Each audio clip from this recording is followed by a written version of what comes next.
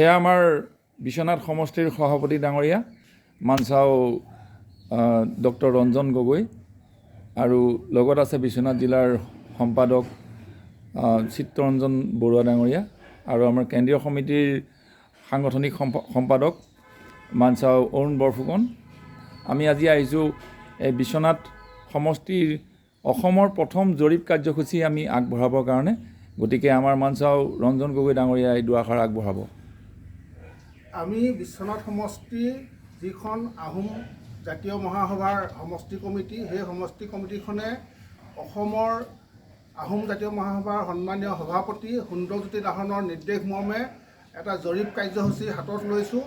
জৰীপ কাৰ্যসূচী মানে আমাৰ বিশ্বনাথ সমষ্টিৰ অন্তৰ্গত 20খন পঞ্চায়তত কিমান ঘৰ আহোম মানুহ আছে, প্ৰত্যেক ঘৰত কিমানগৰাকী ভোটাৰ্ছ আছে বা প্ৰত্যেক ঘৰত কিমানগৰাকী পুৰুষ মহিলা বা সন্তান আছে, সেই সকলোখিনি সুন্দৰভাৱে আৰু শৃংখলাবদ্ধভাৱে আমি জৰীপ কৰি উলিয়াম।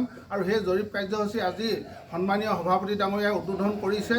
আৰু আমি অনাগত 2 বা 3 মাহৰ ভিতৰত আমি 20টা পঞ্চায়তত পৃথকে আমি কাম কৰি আমি সম্পূৰ্ণ আহোম মানুহ কিমান ঘৰ আছে আৰু জনসংখ্যা কিমান আছে আৰু ভোটাৰ্ছ কিমান আছে, আমি এইখিনি লিপিবদ্ধ কৰি উলিয়াম। আৰু ইয়াৰ পৰৱৰ্তী পৰ্যায়ত আমি সেইখিনি এখন দলিল হিচাপে আমি এখন কিতাপৰ আকাৰত আমি ছপা কৰি উলিয়াম।